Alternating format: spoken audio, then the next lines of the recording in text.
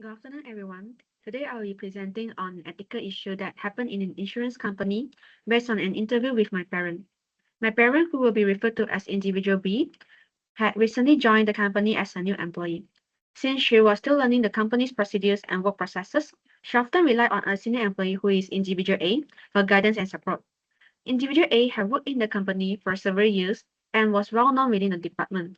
So because of his experience, many colleagues trusted him and respected his opinions. As a result, he has significant influence within the workplace. Over time, mistakes occasionally occur in policy processing and customer documentation. On several occasions, these mistakes were actually caused by Individual A. However, instead of admitting his errors, Individual A was blaming Individual B because Individual A was a senior employee. Many colleagues believe his explanations without checking the facts. So as a result, Individual B was questioned and criticized for mistakes she did not make. Individual A also made sarcastic remarks about her performance, suggesting that new employees were not competent enough or needed more training. So these comments embarrassed Individual B in front of her colleagues and made her feel stressed and discouraged.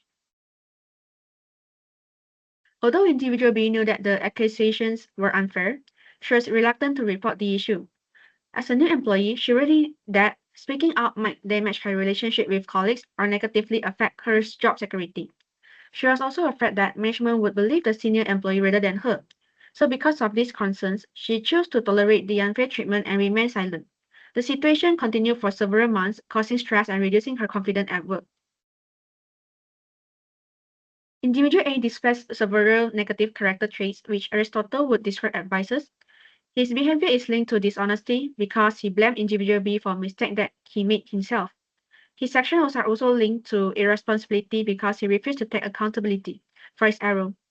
In addition, he demonstrated arrogance by relying on his senior positions and experience to avoid criticism through his repeated blaming and sarcastic comments. He also displayed bullying behavior. These actions show a lack of moral character and professional ethics. Individual B demonstrated both positive and negative character traits. She showed responsibility and perseverance because she continued performing her duties despite the unfair treatment. She remained professional and did not retaliate against Individual A. However, her behavior is also linked to cowardice because she was afraid to report the issue even though she knew the accusations were unfair. So according to Aristotle, fear should not prevent a person from doing what is morally right. According to Aristotle, honesty is the golden mean between deceptions and crude honesty. A virtuous person should tell the truth and take responsibility for their actions. In this case, individual A repeatedly blamed individual B for a mistake that he had made himself. He deliberately hid the truth to protect his reputation and avoid accountability. Therefore, individual A falls under deceptions and insincerity, which is a deficiency of honesty. According to the Aristotle golden mean, this is considered a vice because he failed to practice the virtue of honesty. For individual B, according to the Aristotle, courage is the golden mean between the cowardice and recklessness. A courageous person stands up for what is right in an appropriate and responsible manner. Individual B knew that she was actually being unfairly blamed by the senior employee. However, because she was new to the company, she was afraid of the consequences of reporting the issue. She worried about losing her job and damaging workplace relationships. So as a result, she remained silent and tolerated the unfair treatment. Therefore, her behavior reflects cowardice, which is the deficiency of courage. According to the Aristotle, she did not achieve the golden mean because fear prevented her from taking appropriate action. To develop the virtue of honesty, individual A should admit mistakes honestly instead of blaming others. He should take responsibility for work-related errors, communicate truthfully with colleagues and management, and accept constructive feedback when mistakes occur. He should focus on solving problems rather than protecting his personal reputation. By consistently practicing accountability and honesty, he can move away from deception and develop virtuous character. Also, for individual B, to develop the virtue of courage, individual B should build confidence in communicating workplace concerns.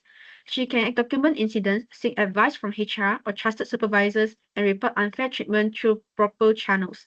Courage does not mean acting aggressively or creating conflict.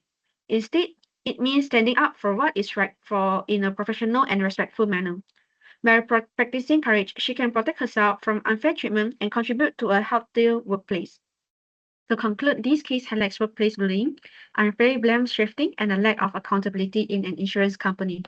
Individual A repeatedly blamed individual B for mistakes that he had made himself. According to Aristotle Golden Mean, his behavior reflects the vice of deception and insincerity, which is a deficiency of honesty.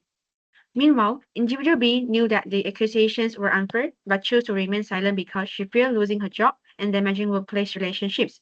Therefore, her behavior reflects the vice of cowardice, which is the deficiency of courage. This case demonstrates how unethical behavior can create a negative work environment and affect employee confidence. According to Aristotle, virtue is achieved by finding the balance between two extremes.